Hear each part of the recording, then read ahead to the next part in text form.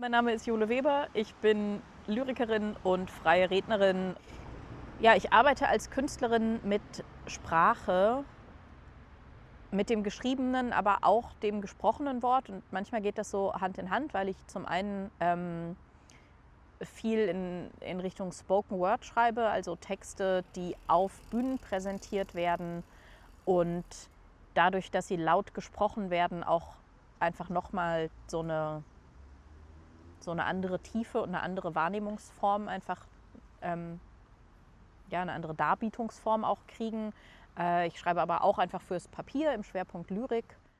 Ich setze mich natürlich schon viel damit auseinander, irgendwie, also wie kann man Dinge ausdrücken, auch in meiner Arbeit als Rednerin, wo ich meistens eben dann die Aufgabe habe, irgendwie Lebensgeschichten oder Beziehungsgeschichten zu hören und so zu formulieren, dass die Leute, die sie mir erzählen, sich oder eine andere Person danach darin wiedererkennen. Die Qualität, die Bochum für mich als Basis hat.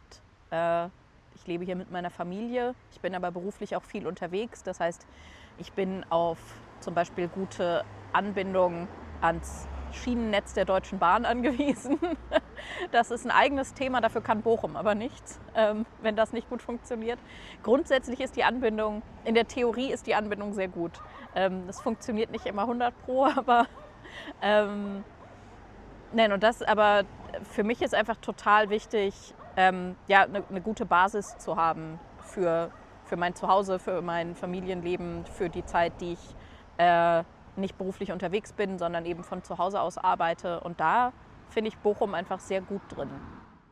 Ich komme gebürtig aus Südhessen, so wirklich so aus dörflichen Grünen. Und als ich da auch der ganzen Familie und so gesagt habe, dass ich oder dass wir ins Ruhrgebiet ziehen, wurde ich viel konfrontiert mit diesem Klischee und alle haben gesagt, so was dahin, aber da ist überhaupt nichts und alles ist grau und ganz trostlos und da willst du ein Kind großziehen, das arme Kind.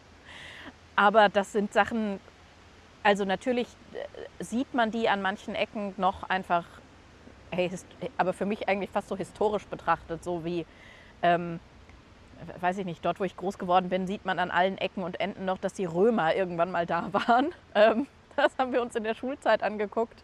So, hier guckt man sich halt so diese ganze Industriehistorie an, auch wenn die natürlich bei weitem nicht so lange her ist. Aber für mich gibt es da eigentlich keinen direkten Anknüpfungspunkt. Ich finde, das Ruhrgebiet und auch Bochum ist sehr viel grüner, als das Klischee sagt.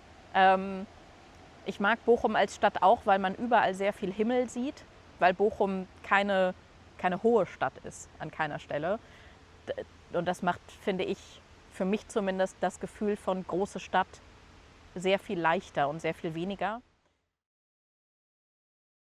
Ich wohne seit 2017, da bin ich nach Bochum gezogen, in Altenbochum. Das war erst Zufall, weil die erste Wohnung, die ich gefunden habe, einfach hier war. Auch, ich glaube eigentlich fast auch mehr Zentrum als Altenbochum, so an der Grenze, aber noch relativ nah am Hauptbahnhof. Und dann bin ich ein Jahr später nochmal umgezogen und es war aber klar, dass ich im Stadtteil bleibe, weil meine Tochter hier im Stadtteil zur Grundschule gegangen ist. Und ja, jetzt bin ich hier und mag es richtig gerne, aber auch. Also ich mag es auch, den eigenen Stadtteil einfach so ein bisschen zu kennen und so ein vertrautes Gefühl dazu haben. Und das ist in den letzten jetzt bald 8 Jahren dann doch einfach gewachsen. Ich arbeite im Kulturbereich, darum mag ich auch, dass die Stadt, in der ich wohne, was Kulturangebot angeht, was zu bieten hat. Und da finde ich, ist Bochum schon ganz gut aufgestellt.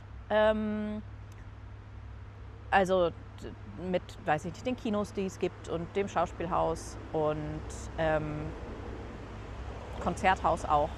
Gibt es einfach so doch einige Stellen, die ich ganz gerne mag. Ich brauche gute Cafés, weil ein wichtiger Teil meiner Arbeit ist, keine Lust mehr zu haben und irgendwo einen Kaffee trinken zu gehen. Auch da ist Bochum ganz gut. Ja, ich brauche so eine gewisse Übersichtlichkeit, die ich in Bochum gegeben finde, auch so von wie die Stadt so in sich strukturiert und aufgebaut ist. Ja, eine Queer-Freundlichkeit, die ich gar nicht so sehr an bestimmten aktiven Handlungen festmache, sondern eher an der Abwesenheit von gewissen Handlungen. Und Bochum ist zum Beispiel eine Stadt, in der ich in all den Jahren auch mit meiner Frau tatsächlich noch nie irgendwie ein größeres unangenehmes Erlebnis hatte. Es ist eine Stadt, in der ich nicht drüber nachdenke, wenn wir am Wochenende abends durchs Bermuda-Dreieck gehen, ob ich da ihre Hand nehmen kann oder nicht. Und das sind Sachen, die einem im Alltag, dadurch, dass sie nicht passieren, gar nicht so sehr auffallen. Aber manchmal fällt mir auf, dass da nichts ist, das mir auffällt. Und das nehme ich als sehr positiv wahr hier in der Stadt. Das mag ich sehr gerne. Angefangen bei der Erreichbarkeit der Innenstadt. Ich habe gestern erst erfahren, dass es keine Kurzstreckentickets mehr bei der Bogestra gibt. Was mich wirklich überrascht hat, also weil das Einzelticket einfach so teuer ist, dass ich da eben zum Beispiel direkt gedacht habe, so ja, aber so für die Erreichbarkeit der Innenstadt finde ich das nicht so optimal. Aufenthaltsflächen zu schaffen, so wie das überall in Städten natürlich irgendwie gut ist, wenn Aufenthaltsflächen geschaffen werden, die eben vielleicht auch unabhängig von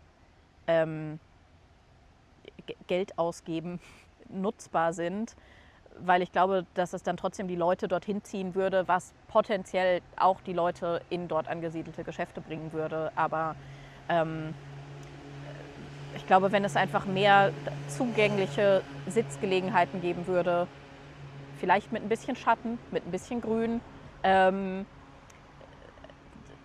Spielflächen für Kinder, aber auch, ich finde, was immer wenig mitgedacht wird, Kinder, also kleinere Kinder werden oft noch mitgedacht, Teenager, Jugendliche werden generell in Städteplanung super wenig mitgedacht, finde ich. Und an manchen Stellen passiert das ja dann durchaus mal, also dass irgendwo auch einfach, meistens dann nicht in den Innenstädten, aber irgendwie Flächen etabliert werden, wo es einfach irgendwie gute Sitzgelegenheiten gibt oder mal eine Tischtennisplatte oder was auch immer. Und ich glaube, wenn es davon noch mehr auch in der Innenstadt geben würde, das wär schon cool. Also einfach so Orte der Begegnung. Es ist so ein furchtbares Stadtplanungswort, aber genau das ist es eigentlich, glaube ich, was es braucht und was irgendwie gut wäre. Also innerhalb der Stadt das Gemeinschaftsgefühl stärken. Also natürlich hängen da ganz viele Faktoren dran, die weit über die Stadt hinausgehen, bei denen man einfach politisch, glaube ich, schauen müsste. Aber ich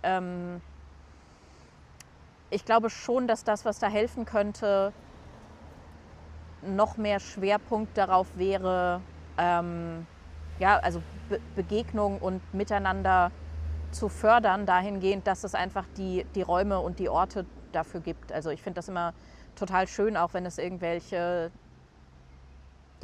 Stadtfeste oder auch einfach so Events innerhalb von Stadtteilen gibt. Und ich glaube, dass so Sachen, auch wenn die so klein und banal wirken, echt eine große Wirkung haben. Also ich weiß nicht, wie viel man das im Hintergrund sieht, aber wir sind ja gerade zum Beispiel am Freigrafendamm an dieser Baumallee und in der Weihnachtszeit steht hier immer die ganze Allee lang stehen so Weihnachtsbäume, die von Leuten aus dem Stadtteil geschmückt werden. Und ich finde, zum einen sieht das mega schön aus. Ich spaziere hier dann einfach gerne lang, auch mit den Lichtern und so. Aber das machen dann immer auch andere Menschen und ohne, dass man jetzt dann irgendwie krass mit denen ins Gespräch kommt und irgendwie tiefergehend Verbindungen knüpft, hat es trotzdem so einen verbindenden Moment irgendwie, dass man da hingeht, dass man sich das anschaut. Und ich glaube, dass solche Sachen und irgendwelche Straßenfeste, Hinterhof, Flohmärkte, also das müssen ja echt gar nicht Sachen sein, die mega großen Aufwand haben oder planerisch irgendwie das Riesenevent sind.